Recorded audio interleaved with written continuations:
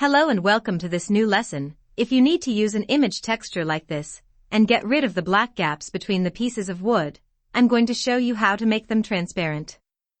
As you can see, there is a black or dark gray color between each two pieces of wood, and you will learn how to get rid of them, and make them transparent, so let's get started. I'm using Blender 3.1 Alpha, but this method can work with the previous versions as well. Let's have a look at this plane. You can see through the gaps between the pieces of wood instead of seeing a black color. This makes it look more realistic. It looks as if each piece of wood is modeled separately. You can also do some amazing stuff like that. This is a nice example of what you can do with texture. For the texture, I did a quick UV unwrapping and edited the UV mapping so that the image texture fits the model, and again we can see through the gaps between the pieces of wood. Now we have this thing made of wood. I'll show you how it's done, so let's select this plane and create a new material. Let's drag and drop the image texture from its containing folder to Blender.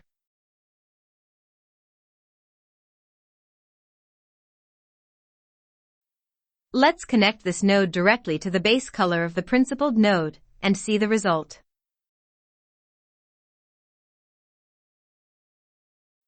There are black gaps. It doesn't look like this one. Before getting rid of the black gaps, I'm going to scale the image texture to fit the model, so I'm going to add the texture coordinate node. And also a mapping node.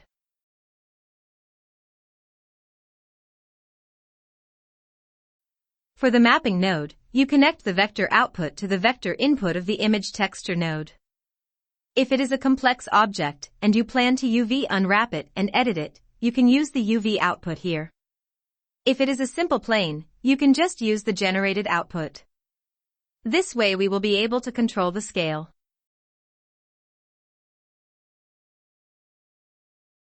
You can notice how the texture changes as I change the scale value, and choosing a seamless texture would be the best choice. I think a value of 0.7 is good. The black gaps are scaled up and we can see them clearly now, so let's get rid of them. To do this, I mainly depend on the alpha channel. It's the transparency of the material. As you decrease this value, the transparency of the material is increased. We don't see its effect now because we should edit some settings in the material, so let's go to the Material tab. Scroll down. Under the Settings section, you need to choose Alpha Clip for both the blend and shadow modes. Alpha Clip means that the material is either visible or hidden.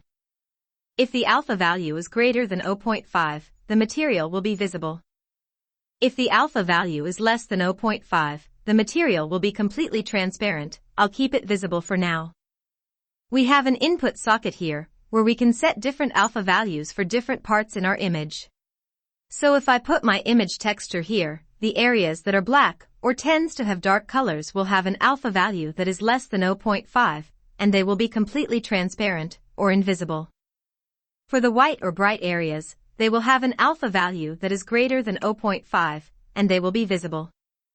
The alpha values range from 0 to 1, so the input here should accept only grayscale images, where the black color represents a value of 0, the white color represents a value of 1, and the gray shades represent the in-between values.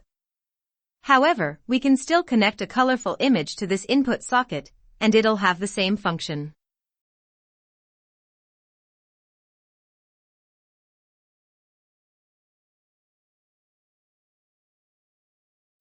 Let's see what will happen. Okay, it works as expected.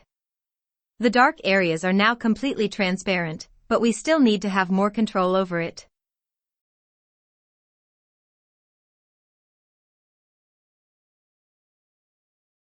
You can control it using two methods. You can use the bright contrast node to make the whole image brighter or darker. This will make more areas appear or disappear. Let's play a little bit with the contrast value. As you can see, there are some changes, but that's not exactly what we want.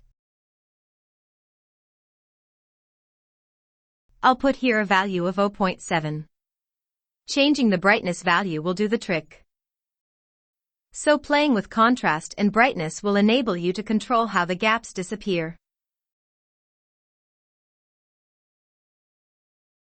As you can see, a colorful output is fed to a grayscale input, and it works, but if you want to follow the rules, you can use a node that converts RGB to black and white image.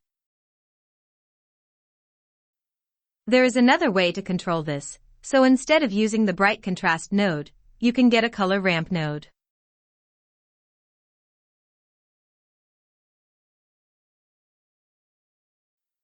Connect the color to the factor here, and then connect these two sockets like that. Let's delete one of the two colors. Click here and change the color, and this way you will be able to control the transparency of the black gaps.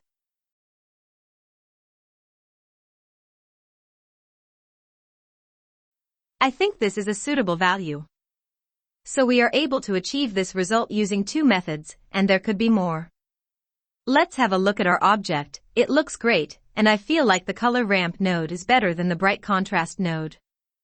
There is one more thing to do, which is making it more realistic using the bump node. We want to make it look like this one.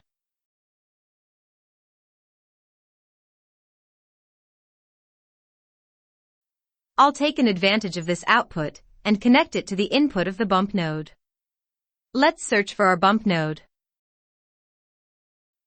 Here it is. Connect the normal sockets together.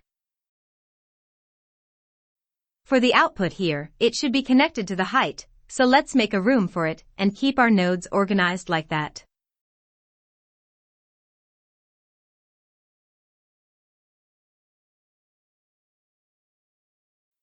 Let's have a look at the object. It looks more realistic now, just like the other object. They both looks good, and by playing with the lighting they will look better. Also, for this object, I added a solidify modifier so the pieces of wood have thickness here. So that was a quick way to get rid of the black gaps. Don't forget to subscribe to get more tutorials like this. I hope you enjoyed it. Have fun learning Blender and enjoy your time. See you later.